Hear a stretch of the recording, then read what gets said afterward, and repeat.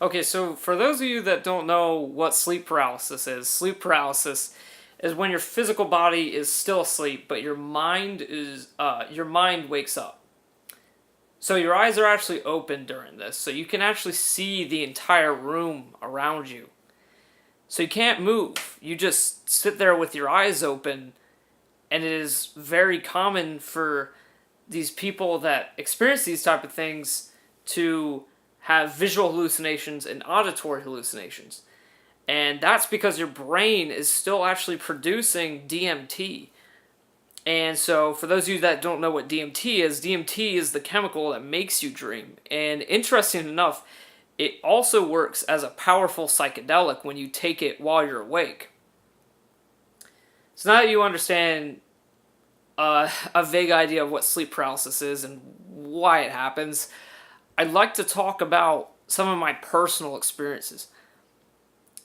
So this has been happening since late last year, and at first when it started happening, I just couldn't move, and I didn't hallucinate anything.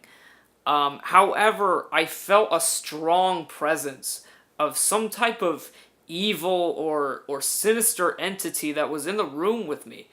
Um, and even though I couldn't see it, it was like I knew it was there. Um, but things started getting a little bit weirder when I started hallucinating. First, it was auditory. So one time I woke up and I heard a bang. I heard banging on the window behind me. So I live in a loft upstairs. So no one's gonna be knocking on my window because it's all the way up in the air. um, so that was definitely a hallucination. There's no way anyone could just keep banging on that window. Um, so definitely hallucination. But anyway, yeah, I live up in a loft. I should probably tell you where I live because I'm going to get into this later. It'll make more sense later. So I live in a room. There's no doors or anything. It's just a loft. So you walk up the stairs and then you're immediately in my room. And you'll understand why I told you that later is because I had some weird experiences up there. And I would like to have you have an idea of what my room's like. So anyway, where was I? So yeah, I heard banging on the window behind me from outside. And I was also hearing occasional water drops. And again, I felt a strong presence of some type of evil entity in the room with me. And then things started even getting weirder. So when I started visually hallucinating, the first time I woke up and I saw a dark demon-like silhouette of a man that ran up the stairs into my room and darted right towards me. And I immediately woke up. Right as it got right in front of me, I just woke up immediately. I was scared out of my mind. It took me so long to go back to sleep that night. I was horrified. I'm getting a little bit more used to this now. And I'm able to go back to sleep a lot better because I'm starting to get used to hallucinating, but that first time was just absolutely terrible. Um, so, another time I woke up and I saw a chain, like a chain, like a metal chain connected to my chest, and all the way connected on the other end, it was connected to the ceiling. So, I know, it's weird. So I woke up with that chain connected to me, and I heard this voice in my ear, and it was saying this in a loop, just over and over. It would say, by the way, by the way, by the way, at exactly that pace, over and over and over, in my freaking ear. So yeah, I've had some really, really weird experiences, and I've had many more that I'm not even going to touch on in this video because I don't have time for that. Yeah, I would just go on for hours talking about this. So I've had many experiences like this, but this morning was different. this morning inspired me to make this video. So I had a very disturbing and very vivid dream this morning.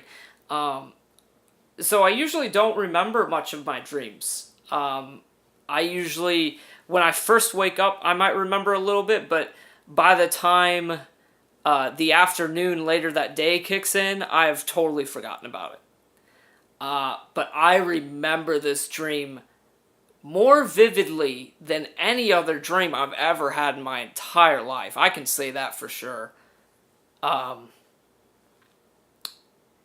So in this dream, I was watching a teenager in a third-person view. Like, I wasn't actually there. I was kind of just spectating this scenario that happens. And I don't think I ever remember having a dream like that.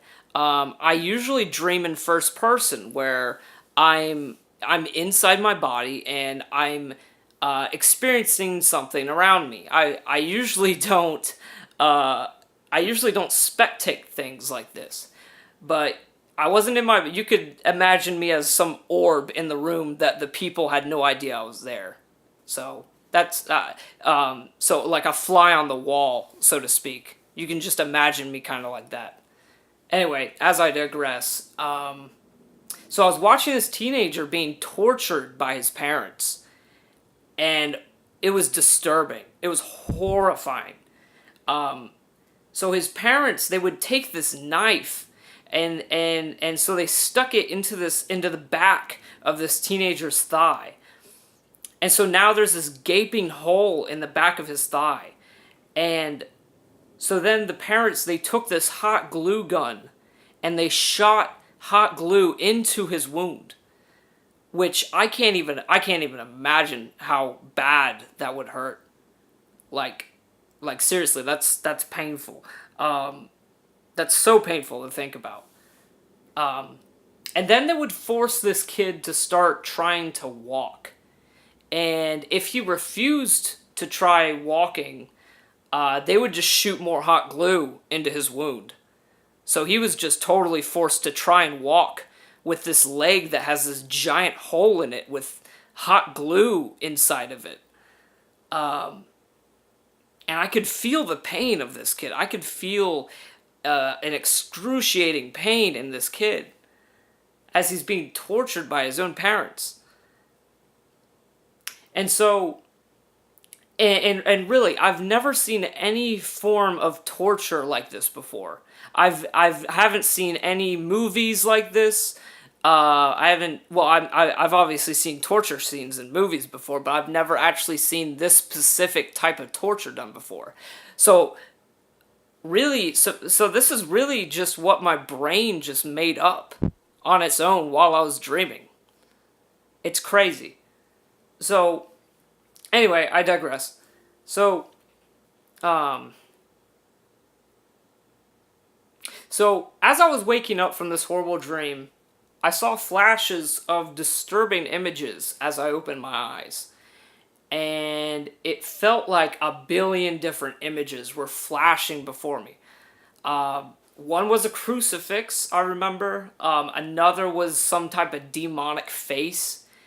And for some reason, I can only remember these two specific images because, again, it felt like a billion images were flashing in front of me, all very disturbing, all in about a matter of 1 second, because this was me waking up. This was me opening my eyes and getting up. So I wasn't in paralysis at this time. I just kind of got up. I went back to sleep. And immediately went back into that same exact dream, full force, almost as if I never left. And then again, I woke up in a sleep paralysis. And I felt someone behind me. It was so real that I even thought it might have been my younger brother. But later, I asked my mom if anybody was in the house at that time, because I looked at the clock after I finally got up, and she said no one was there. So this was definitely a figment of my hallucination.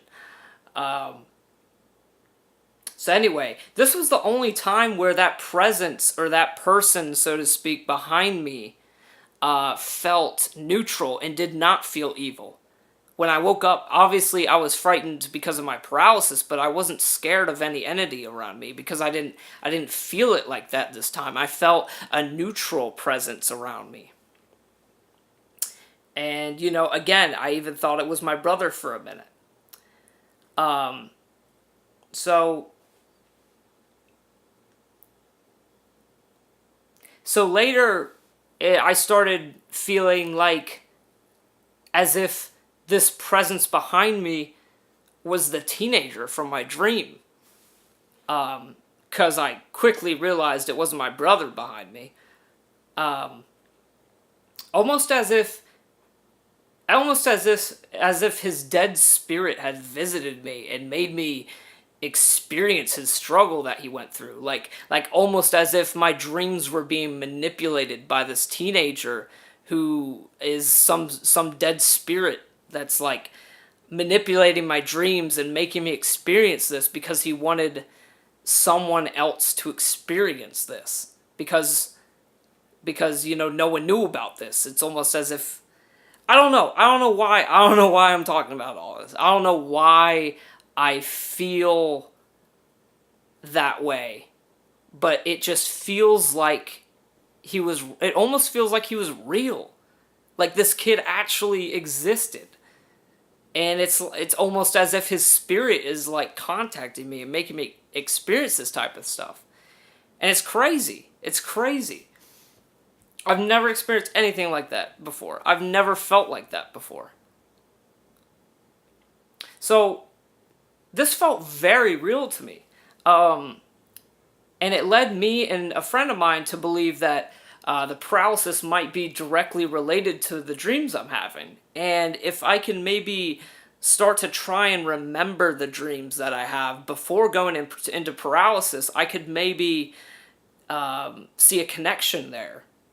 But as of now, this is the only time that's ever that I've ever successfully remembered the dream prior to the paralysis. And so another night, I actually had a supernatural experience. And I have never had a supernatural experience in my life. Except for one time in a car, I was driving my car and I felt like something was in the back seat behind me and I kept seeing it out of the corner of my eye. But I'll push that to the side because it was nighttime and that possibly could have been a shadow of some sort that was being casted in the back of my car. So we'll roll that one out for now. But this is definitely supernatural. I can't think of anything that could explain this. So one night, this was the night after I experienced paralysis one time. So there was this one time where I experienced paralysis 5 times in one night. And so the night after, I walked upstairs in my room and I heard something run up the stairs behind me and into my room, like literally right behind me. And right behind me, there's a little spot on the floor where if you step on it the right way, the floor creaks. And I heard the floor creak behind me.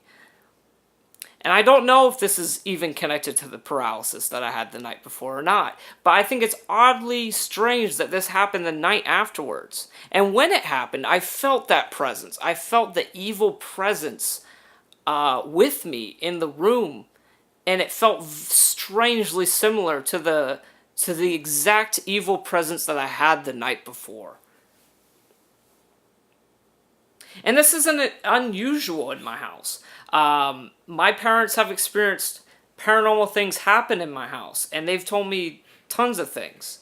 Not going to go into detail, but yeah, there's some weird things that happen in this house.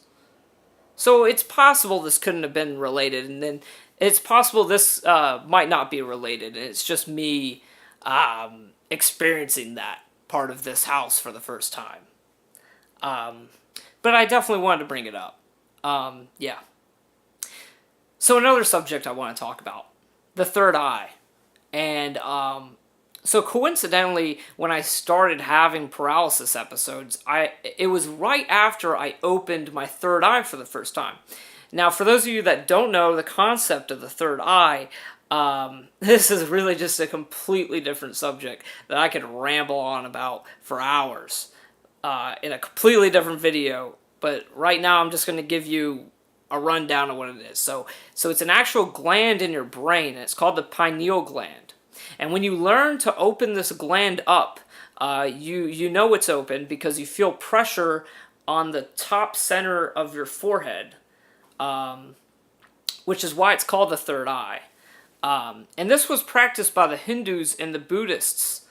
They would learn to open this third eye, as they called it, and they would report to have spiritual experiences, and sometimes even claim to be in contact with spirits from other worlds.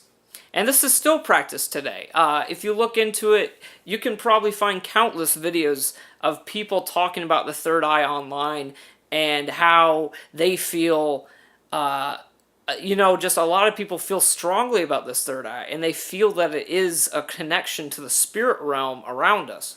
Whether or not you believe in that or not, I kind of do. So I'm a little bit biased in that sense when I talk about this stuff. But anyway, I even found people online talking about how they opened their third eye and coincidentally started experiencing sleep paralysis afterwards. And this told me I'm not alone.